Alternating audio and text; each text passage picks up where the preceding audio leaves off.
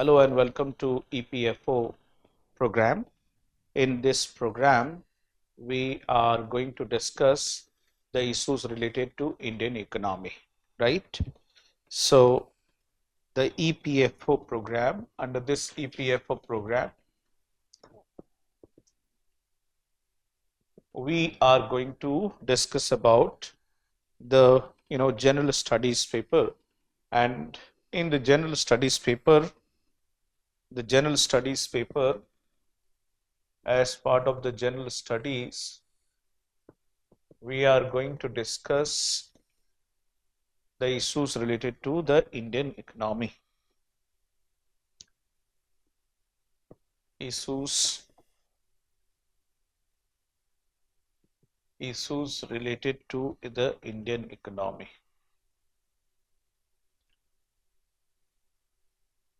Or we are going to cover the Indian economy.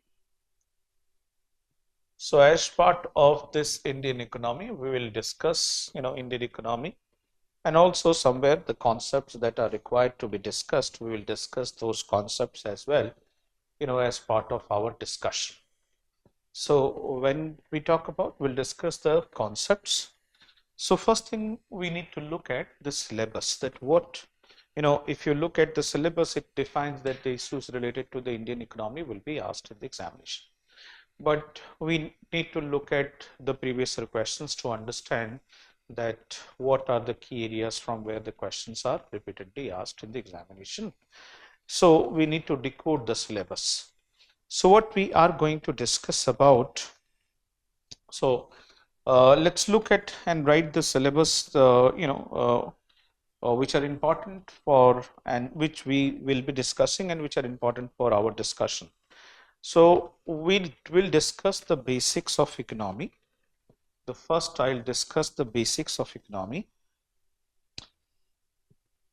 Basics of economy. I'll discuss that one. And then I will discuss the basics of economy. I'll talk about the various aspects. So we'll try to understand, the factors of income and so on and so forth, the types of goods, types of economy, and so on. The basic understanding of the economy, we'll try to get it. So the difference between the macroeconomics and microeconomics, and so on and so forth, all these things that we will discuss as part of the basic aspects of our discussion. The second, we are going to discuss the national income accounting, which is national income accounting. National income accounting. National income accounting. So the second, will discuss the national income accounting. The third, in the national income accounting, of course, we'll just discuss about the economic, we'll talk about the economic growth, welfare, economic development. We'll talk about the macroeconomic variables, GDP, GNP, how do we measure the economy, and so on and so forth. So these are the basic things that we will discuss as part of this. The national income, then we will talk about the fiscal policy and the government budgeting. Fiscal policy and government budgeting. Government budgeting. Okay. So we'll discuss about the components of the fiscal policy, how the fiscal policy is important and so forth. And also we'll talk about the public finance, that is the government budgeting. So the next chapter is the public finance or the government budgeting. Under this one, we'll talk about the types of budget and the various kinds of reforms and so on and so forth. In this one, the fiscal policy and the government budgeting. The next we are going to discuss is the money, money and banking. So we'll talk about the money and banking, from where we have seen the questions are asked. Money and banking. Money and banking. Money and banking. So we will discuss the money and banking. So we'll understand the money market, right? How the banks, the types of banks, RBI's functions. If you look at the previous questions, you will see the monetary policy related discussions or the questions have been asked, and also the money, the RBI's functions related questions have also been asked in the examination. So we'll see the various interrelationships also. The next chapter we are going to discuss is the inflation. So we'll understand the types of inflation and its interrelationship. The inflation is the next chapter that we will discuss. Apart from the inflation, we are also going to discuss the next we are going to discuss is the external sector. And I see the external sectors, the question on the external sectors are, these are deeper questions where, they have asked. So we will try to understand what are the external sector, or what comprises the external sector, how it behaves, and so on and so forth, that we will discuss under this one, the external sector. So when we talk about the external sectors, we'll talk about the balance of payment related concepts. Okay, so we will understand the balance of payment related questions. So we'll try to understand we'll understand the exchange market, various types of exchange market or exchange system. We'll try to understand that one. So we'll also see the trade relations with India. So trade relations discussion, will understand the terms, right? Trade relations or trade related activities. Important institutions, I will discuss the important institutions.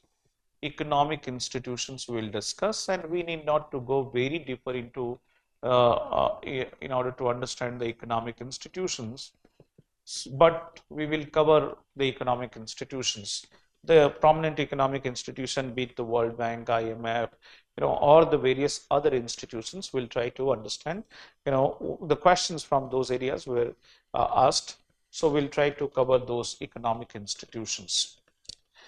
Now, be it IMF, World Bank, or other. Apart from that, what do we see that the questions have been asked?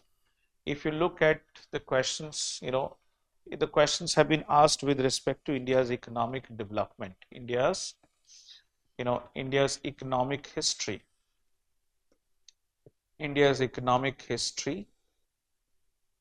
We'll try to understand India's economic history, right?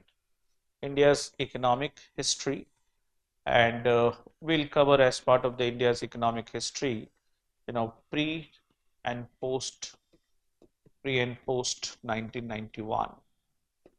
So it's important to understand India's economic history. We'll talk about the India's economic history. The other important, we will look at the sectors of the economy. So we will look at the sectors of the economy. Sectors of the economy. So when it comes to the sectors of the economy, pre and post 1991 economic reforms we will understand here. The economic reforms will be part of this discussion. Economic reforms. Then we have a sectors of the economy in detail I will cover here. So we will talk about the agriculture and related development. We'll talk about the industry and infrastructure. Industry and infrastructure. We'll talk about the food security and food management and so on and so forth. And then we'll talk about the services sectors. Services sectors.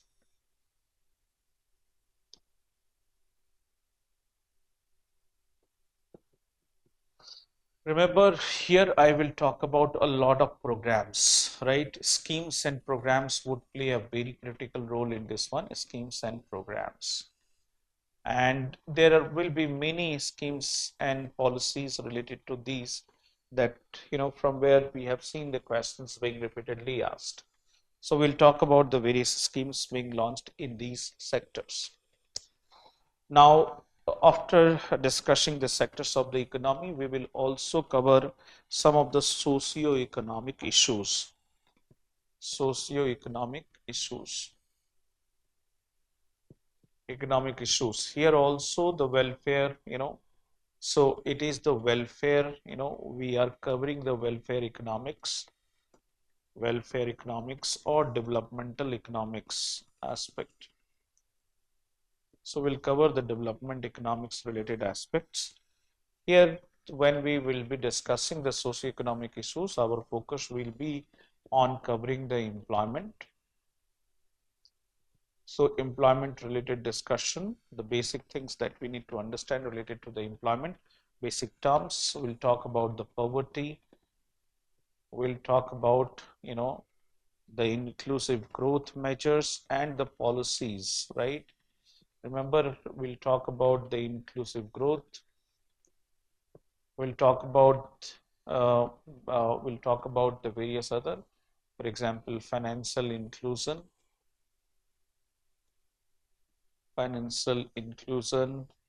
sustainable development goals,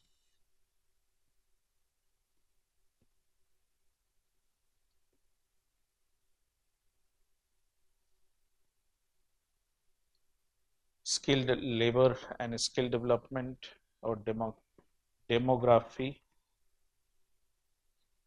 or that I will discuss here. Employment and skill development that I will discuss here. Remember, a lot of programs will be covered as part of the discussion.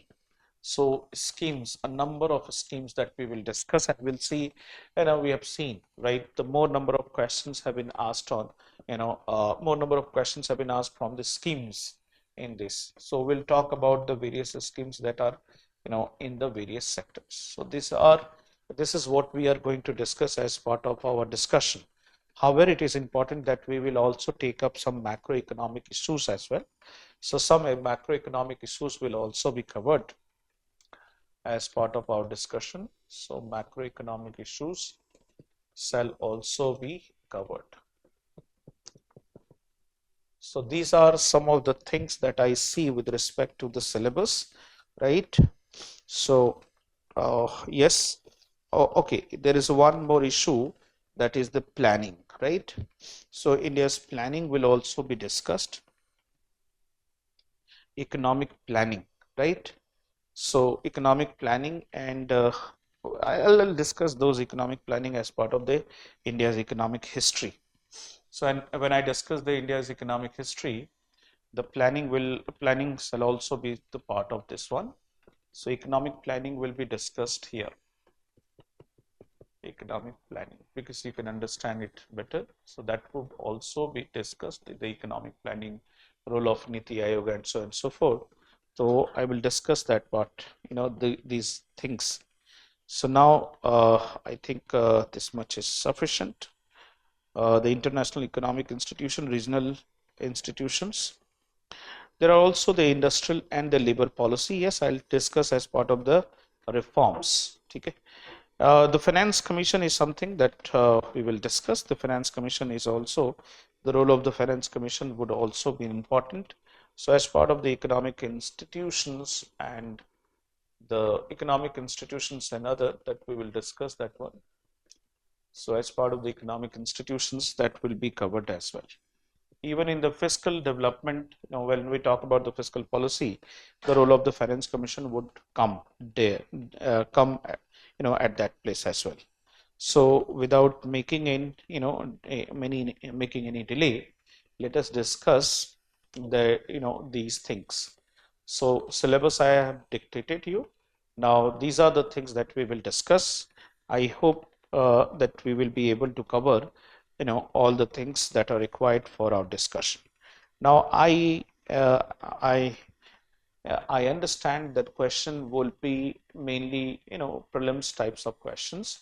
So we will have a lot of MCQs based. So discussion would also follow the same pattern, where you can you can understand those discussions, that you must be in a situation to address the questions. We'll take up the questions as well. So now let's continue with our discussion. So now when you look at the basics of the economy, that I'm going to discuss about the basics of economy. Basics of economy. Basics of economy. So basics of economy that you talk about, right? So when I say the economics and the economy, right? Economics and economy. Economics and economy.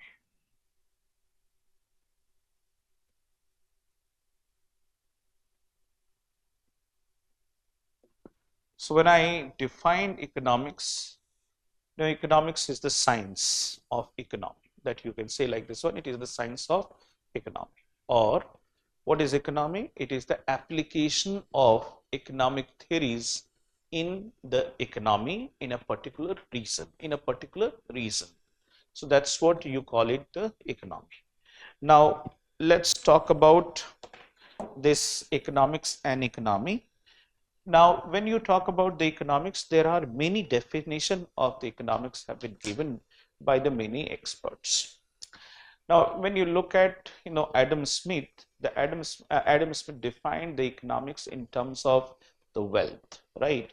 So it is basically it is the science of wealth. It was science of wealth. So an economy is continuously engaged in increasing the wealth and tries to understand the pattern of the wealth. So it's related to the the wealth, right? When you look at the other definition, then the other people have also defined the economics in a different ways. So for example, when you look at the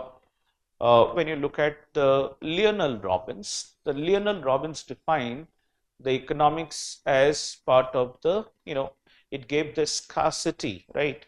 So it suggests the scarcity is the mother of economics, or it is the scarcity which, gives the rise of the economics, right? So economics is, is about about allocating the resources or management of the resources when there is a scarce situation, right? But you know if you look at the later economists, they defined that, look, it is not only the scarcity that generates the, or that creates the necessity to have the choices. The economics, when you have more choices, there also you are required to find out, or you are required to make the decision making. So the decision making or operating the choice is not because of the scarcity, right? So the various definition was given. You can write down the simple definition that the economics is the study of human being, or study of human activities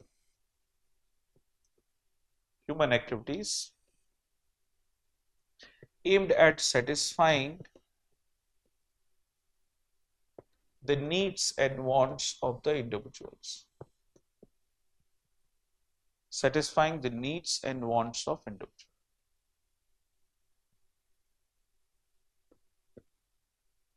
individuals. The human activities here comprises what? The human activities comprises, or the human activities comprise, the human activities comprise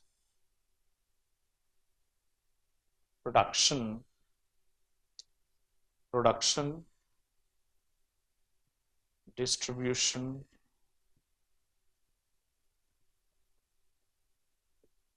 production, distribution.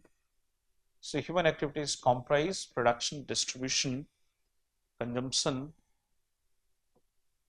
consumption, exchange, exchange, investment.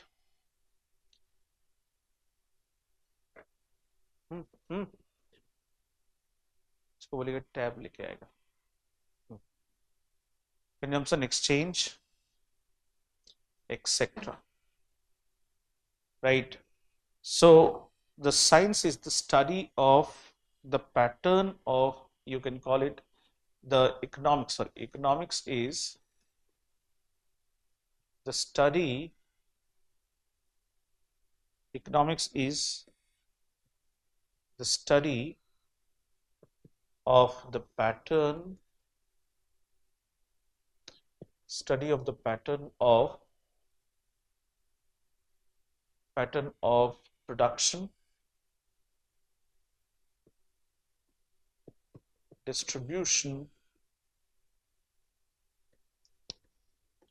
consumption, exchange, etc. in the economy. So when we talk about the etc. etc. in the economy, so it is basically, economics is the study of the pattern, right? So pattern of the consumption, that, why do we consume something that we consume? Similarly, why do we produce something that we produce? So this is, this is answered in the economics. The quest of the economics is searching for the laws, right? Searching for the laws, developing the theories, developing the theories which determine these patterns. So when you look at the pattern, you try to develop some understanding on those, that, every time when the price of the commodity increases, then the demand of the commodities decreases, right? So the people follow, most of the people follow this pattern. But there could be different kind of individuals. When the price increases, it may not necessarily, decrease the demand. So what do you see, that once, this products, this pattern of the consumption is observed in the economy, accordingly, when you see these patterns, and you, on the basis of that, you try to find out, okay, there is, you try to find out a particular, a particular theory, right? You develop a theory, you develop a model on the basis of that, what you observed in the economy. So economics is the systematic study, or economics is the quest for, economics is the systematic study of the human activities, human activities with respect to the production, distribution, consumption, exchange, and so on and so forth. Now, when I talk about the economics, when we try to do the production, distribution, consumption, exchange, right? So when, the producer is producing something, or consumer is consuming something, the consumption is, why do we consume something? We consume something because we have urge, we have desire, we have wishes, we have want to purchase something. But the thing is that when we want to consume something, we may have unlimited desire, or we may have unlimited wish. But when you look at that, in order to meet these, these consumption, or in order to meet the requirement for the consumption, or to meet or satisfy our wants, uh, the resources are not infinite in this world, right? So what happens, that the human beings have unrelated, the second part of the definition suggests that the economics, uh, the economics, if you look at the birth of economics, comes from the fact, the birth of economics,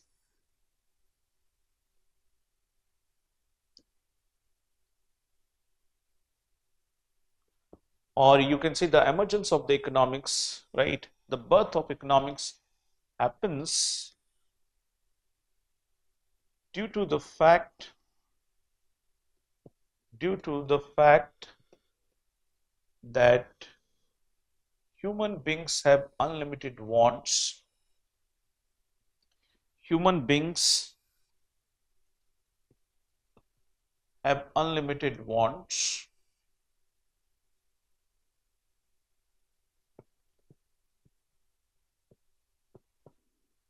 whereas the resources whereas the resources are finite resources are finite in this world.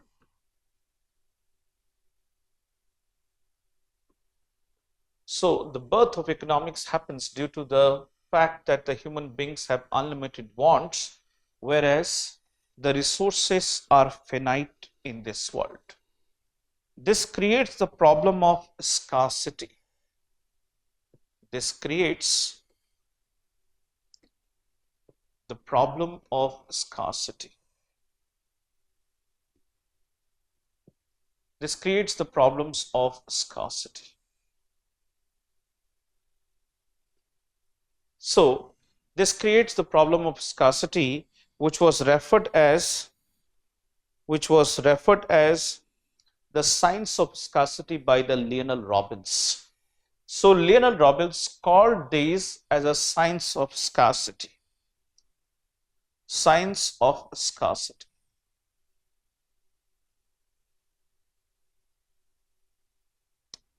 So the one thing it suggested that, look, there is a important thing. The important thing is that because human beings have unlimited wants, therefore the resources are not finite on this earth. So it creates the problem of scarcity. This problem of scarcity, and on the other hand, it also suggested the second thing, that look, if you look at the wants, our wants, or our desire are of not the same intensity, or our wants have not the same intensity, or the wishes have no same intensity. Some of our wants may wait for a longer period of time. Some of our wants may not wait for a long period of time. For example, the having food would be important for us, right? So I need to consume it today. So my want, like, it may not wait for a long period of time. But for example, to become the uh, to become the member of the EPFO family may wait for a certain period of time. So when you look at the intensity of one desire and intensity of other desire, or wish of another wish or wants, the other want may wait for a certain period of time. So it allows us, one, that prioritization of the wants. Since we cannot, because we have a scarcity, we cannot fulfill all our demand, right? But the some demand we can fulfill, right? At a some demand we can fulfill it today, some demands we can fulfill for tomorrow and day after tomorrow, because there are different intensities of wants. The other important aspect, that the resources, whatever the resources we do have, these resources have also the alternative uses. That if you look at the resources have different uses. So since we have the scarcity of the resources, and at the same time we have alternative uses of the resources, alternative uses or uses of the resources. So one, we have we have scarcity, and that's why we call it the science of scarcity. On the other hand, the resources have alternative uses. Now this creates the problem of a choice, right? And at the same time, you see the wishes have different intensity, or the wants have a different intensity. Wants have different intensities. Therefore, therefore, it creates the problem of a choice. Problem of choice. Problem of choice. So what do you see? That this creates the problem of choice, right? Because resources have alternative uses, wants have a different intensity, and the resources are scarce. This creates the problem of choice in the economics. The moment you see the choice, right, the problem of choice in the economics. When you look at the choice in the economics, right, the problem of choice creates three central problems in economics. And since we can't allocate the resources to everyone, if we had the sufficient resources, we could have allocated to everyone. Since we don't have sufficient resources and the resources have alternative uses, we have a problem of choice. And this problem of choice creates three central problems in economics. The problem of choice creates three central problems in economics. What to produce? Three central problems in economics. One is what to produce, how much to produce, and for whom to produce. The problem of choice, what to produce, how much to produce. Now, what to produce and how much to produce is aligned with this one. The what to produce, how to produce,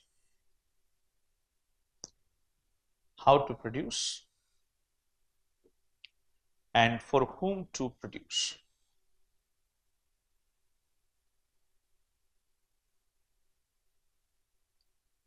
For whom to produce. What to produce, how to produce, and for whom to produce. What to produce here refers to that in order to satisfy the need of the individuals, what should we produce? Should we produce wheat or should we produce the rice or paddy? Because I can't produce everything. I will have to make a choice that whether I should produce one or the other, or if I produce both, in what proportion I will produce both.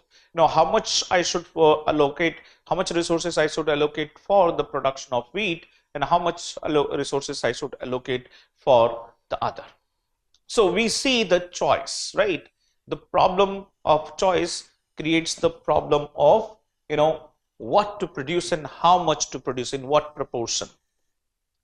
How to produce is basically, how to produce is basically referred to,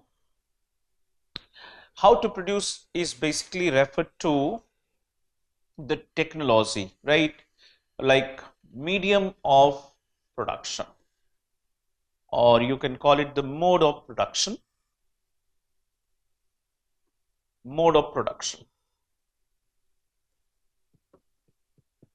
That whether the economy should focus on labor intensive mode of production,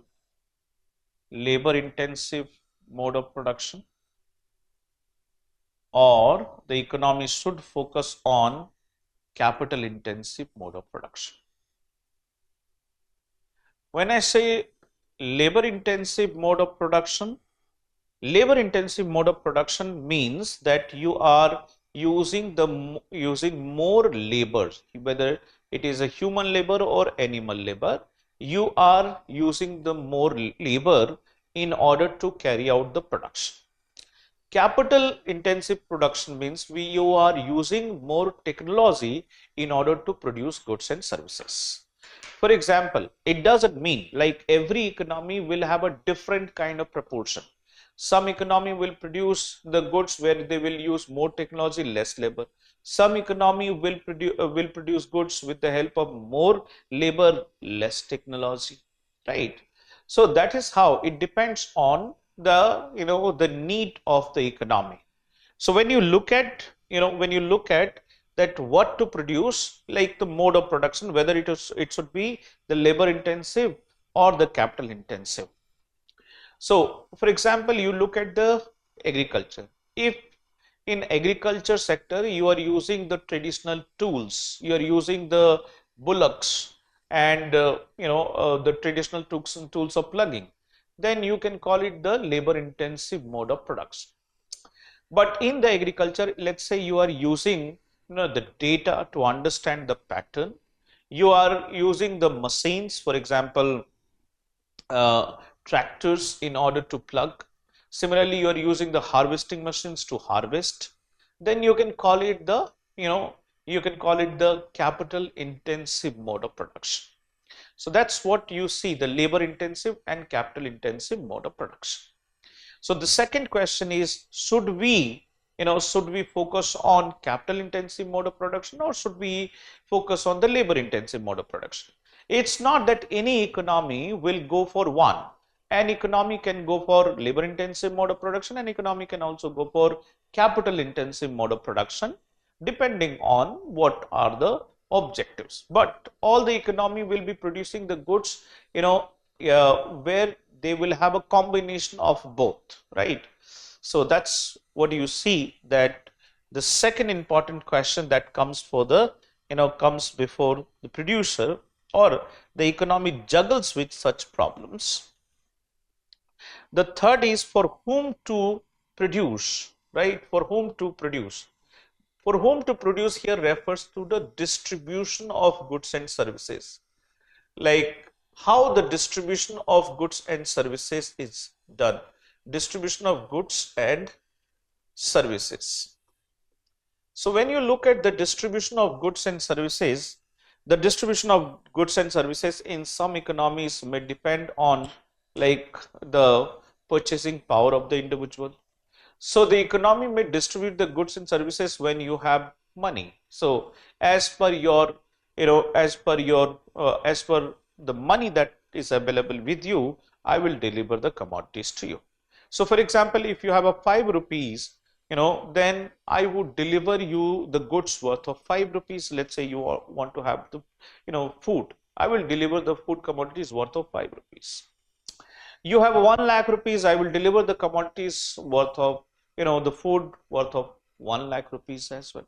So it depends on the purchasing power of the individuals. So if the individuals have purchasing power, accordingly I will deliver the commodities to the individual. So distribution is being done on the basis of the purchasing power of the individuals. But that's not true in all the economies. You look at Indian economies, the government of India is distributing a number of food grains or a number of resources to the people, not on the basis of their purchasing power, right? But on the basis of their status in the society. So under Pradhan Mantri Awas Yojana, the government is giving the housing to the people. So that is being given to the people without any purchasing. Similarly, under the public distribution system, Pradhan Mantri Garib Kalyan Yojana, the government is distributing the food at a highly subsidized rate. So it is not that on the basis of the purchasing power of the individual, but on the basis of basic necessity or basic responsibility of the government to ensure the welfare of the people. So the distribution may also get affected with the objective of the government, that what are the objectives of the government. If the welfare is the objective, then the distribution would be done differently. If the the distribution, if you look at the purchasing power, in different economics, it will be depend on different. So that's what you see, that the problem of choice creates multiple challenges. There are 3 central problems in the economics: what to produce, how to produce, and for whom to produce.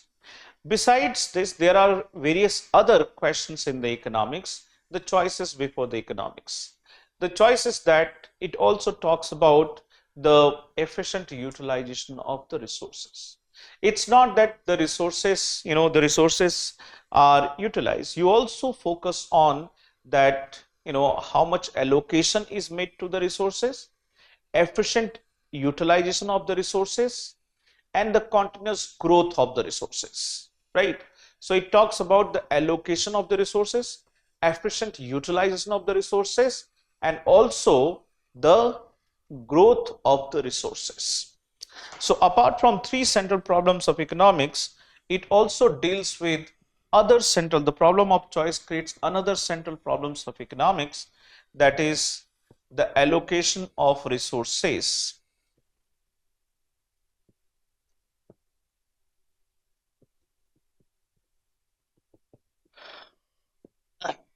Efficient utilization of the resources.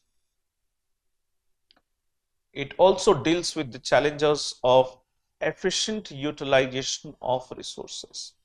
It's not that the allocation, how much allocation is to be made. It is also important that wherever the allocation is made, that allocation, the choice, the allocation choice, then wherever the allocation is made, then the resource must be efficient. There should be optimum utilization of the resources that we focus on. So efficient utilization of resources. Apart from the efficient utilization of the resources, there is also the concern, the economic growth of resources. So it is equally important about the economic growth of the resources, right? So growth of the resources or sustainable growth of the resources, that there should be a continuous growth of the resources. So when you look at the, the choice, the problem of choice that has been, that has been highlighted. So these problem of choice, because of the scarcity, these, problems may occur, that has been highlighted by Lionel Robbins. But then Paul Samuelson says that it is not only like, there are other, problems that comes as part of the economics, and that is about the allocation of the resources, efficient utilization of the resources, and the growth of the resources, right? So these are some of the things that are related to the economics, the basic problems of the economics. When you look at that, when you look at the economy, so let me also define the economics, and then I'll talk about the systems of economy. So when you talk about the economy is, you can define the economy is the application, or I'll define here. So when we talk about the economics, we discuss the economics, then we talk about the economy. So how do we define the economy? Economy. Economy is the reason, it is the reason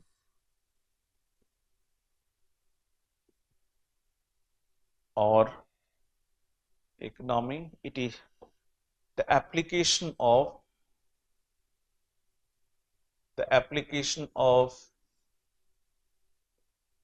economic theories, models in models, the application of economic theories and models in a particular region,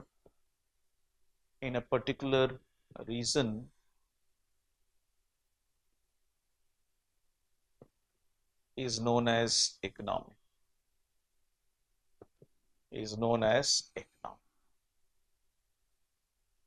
So economy is a reason, economics is a subject. Application of theories and models of application of economic theories and models in a particular region is known as economy. For example, Indian economy.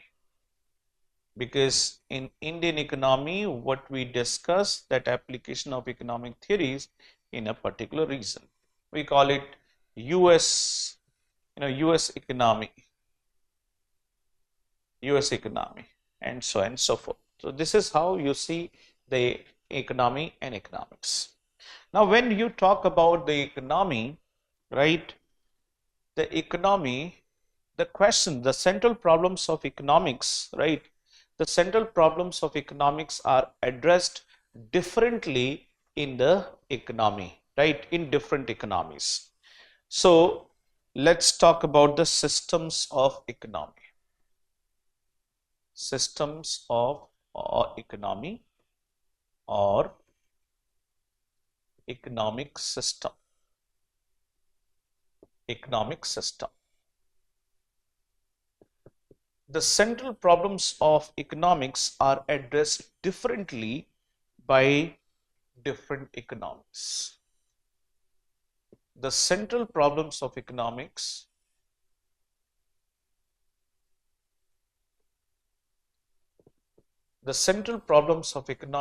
are addressed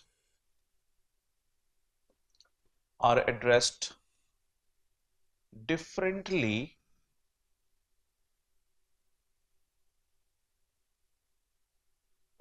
by different economics.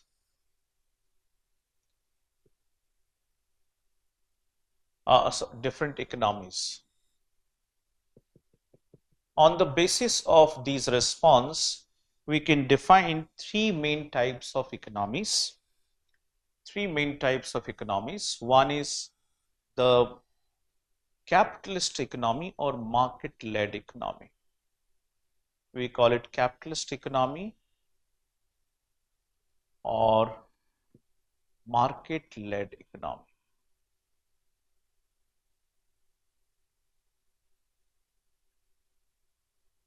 The other is the command economy or socialist economy.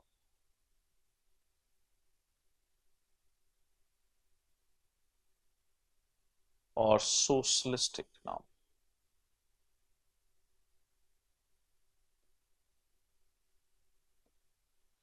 And the third kind of economy, which included the features of both the capitalist and the command economy, and that is the mixed economy.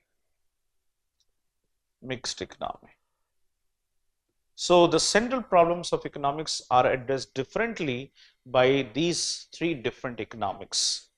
For example, when you look at the one that is about the capitalist economy, the example of capitalist economy may include US, European countries, more importantly the West European countries. These countries are examples of the capitalist economy or the market-led economy, because it is the market principle that applies in order to satisfy, in order to address the central problems of economics. So we depend on the market to address those challenges. For example, when you look at, the central, in the capitalist economy, the problem of what to produce and how much to produce, right? What to produce and how much to produce